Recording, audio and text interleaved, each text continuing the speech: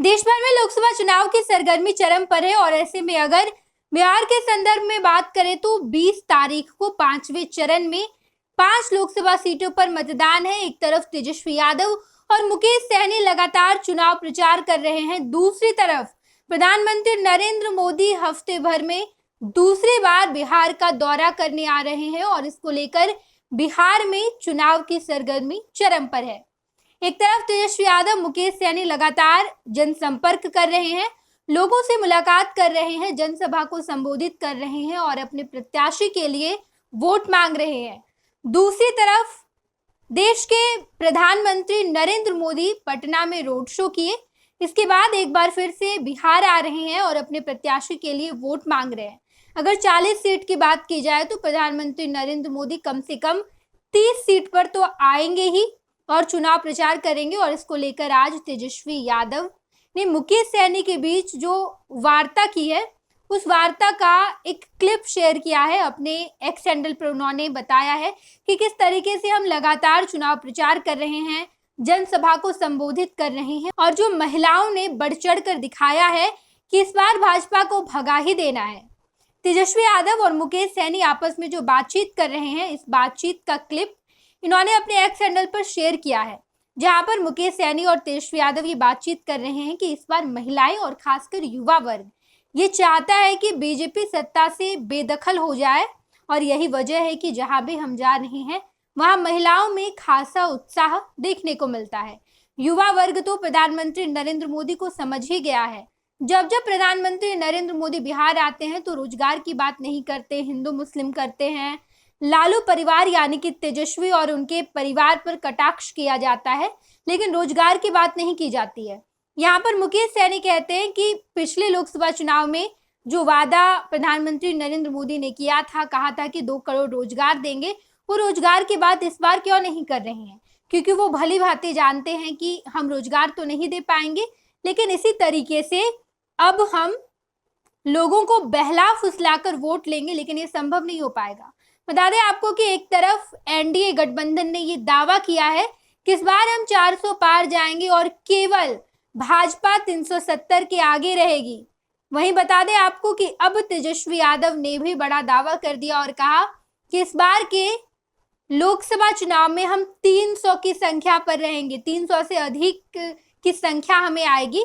जहां भाजपा कह रही है कि 400 पार होगा, तो इस बार तेजस्वी यादव ने कह दिया कि हम 300 पार होंगे। तेजस्वी यादव अपने एक्स हैंडल पर एक पोस्ट शेयर करते हैं, जहां पर वो लिखते हैं कि इस बार हम 100 पार जाएंगे और इसके पीछे की वजह बताते हैं तेजस्वी कि जनता समझ चुकी है कि ये झूठ पर सच की जीत का चुनाव है, ये बुराई पर अच्छाई की जीत का चुनाव है, ये जुमलों का नहीं हकीकत का चुनाव है, ये ग्लोबल नहीं स्थानीय मुद्दों का चुनाव है, ये खास का नहीं आम आदमी का चुनाव है, ये बेरोजगारी नहीं बल्कि नौकरी का चुनाव है, ये बकवास करने का नहीं विकास करने का चुनाव है, ये बीजेपी वालों के संविधान बदलने जैसे नापाक इरादे, जैसे नौकरी, संविधान, आरक्षण और लोकतंत्र बचाने का चुनाव है, ये देश के किसान, नौजवान, छात्र, शिक्षक, नारी सम्मान और व्यापारी कर्मचारी का चुनाव है। ये बात तेजस्वी यादव अपने एक्स हैंडल पर लिखते हैं और ये कहते हैं कि इस बार हम 300 की संख्या से अधिक सीट लाएंगे। यानी कि एक तरफ एनडीए गठबंधन ये दावा कर रहा है कि हम 400 पार जाएंगे, तो वहीं पर तेजस्वी यादव ने बड़ा दावा कर दिया और कहा कि हम 300 से अधिक की संख्या लाएंगे। तेजस्वी यादव और मुकेश सहनी लगातार जनता से रूबरू हो रहे हैं, जनसंपर्क कर रहे हैं, जनता के बीच जा रहे हैं, भाषण दे रहे हैं और उस भाषण में तेजस्वी लगातार यही कह रहे हैं कि जब तक प्रधानमंत्री नरेंद्र मोदी को बेड रेस्ट ना करवा दें, उसके बाद ही हम बेड रेस्ट पर जाएंगे, क्योंकि लगातार मेरी तबीयत खराब रह रही है, मेरे बैकबोन में चोट आया है, मेरे कमर में दर्द है, बेल्ट लगाकर हम घूम रहे हैं और डॉक्टर ने मुझे कहा है कि आपको बेड रेस्ट की जरूरत है, लेकिन जब तक प्रधानमंत्री नरेंद्र मोदी को बेड रेस्ट ना करवा दें तब तक तो हम बेड रेस्ट पर नहीं जाएंगे। ये तमाम बातें तेजस्वी यादव करते और कहते नजर आए हैं और इसको लेकर अब बिहार की सियासत एक नया रुख अपना चुकी है। पिछले लोकसभा चुनाव के अगर आंकड़े पर बात की जाए तो 2019 में एनडीए को 39 सीट पर जीत हुई थी और 1 सीट कांग्रेस को मिला था।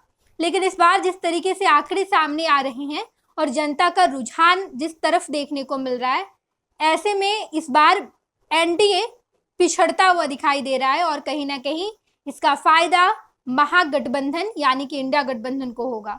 जितने राजनीतिक पंडित हैं या फिर हम जिस जिस लोकसभा सीटों में जा रहे हैं वहां पर सांसदों की तरफ एंटी इनकम्बेंसी और जिस तरीके से इस बार लालू प्रसाद यादव ने अपना सोशल इंजीनियरिंग बैठाया है तमाम जगहों पर, कुशवाहा कैंडिडेट की संख्या सबसे ज्यादा दिख रही है इंडी गठबंधन में।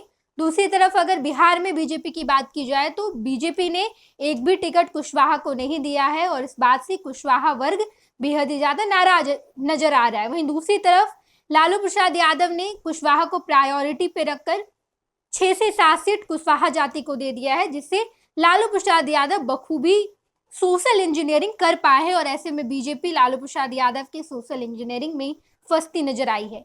देखना दिलचस्प होगा। 5वें चरण का चुनाव कल होने वाला है यानी कि 20 तारीख को। इसके बाद मात्र 2 चरण का चुनाव होगा और उसके बाद 4 तारीख का वो दिन है जिसमें परिणाम सामने आ जाएंगे। हम आपको तमाम खबरों से रूबरू करेंगे। देखते रहिएगा फर्स्ट बिहार झारखंड। धन्यवाद। पनोरमा ग्रुप, जो सोचता है वो करता है। आपके अपने सपनों का आशियाना। ये लो मुंह मीठा करो, आज मैंने अपना जॉब छोड़ दिया। अब हम पूर्णिया वापस जाएंगे। जॉब छोड़ दिया है? मतलब ये घर कैसे चलेगा? हम करेंगे क्या? और माँ बाबूजी क्या बोलेंगे? इसलिए मैं एक और मिठाई का डब्बा लाया। अपने बिजनेस के लिए लोन अप्रूव हो गया। अरे लोन अप्रूव हो गया वो तो ठीक है, लेकिन पूर्णिया में हम रहेंगे कहाँ? अपना घर भी तो नहीं है वहाँ। इसलिए तो एक और मिठाई का डब्बा अलग से लाया हूँ। हमने पूर्णिया में घर ले लिया है, पूर्णिया के ई होम्स पैनोरमा में। पूर्णिया में पैनोरमा ग्रुप लेकर आए हैं ई होम्स पैनोरमा। बड़ा घर, आलीशान जिंदगी और अत्याधुनिक सुविधाओं के संग। अरे अब क्यों मुंह मीठा करवा रही हो? क्योंकि हम घर वापसी जो कर रहे हैं। घर वापसी की खुशी पूर्णिया में ई होम्स पैनोरमा के संग। E Homes Panorama, luxurious lifestyle redefined.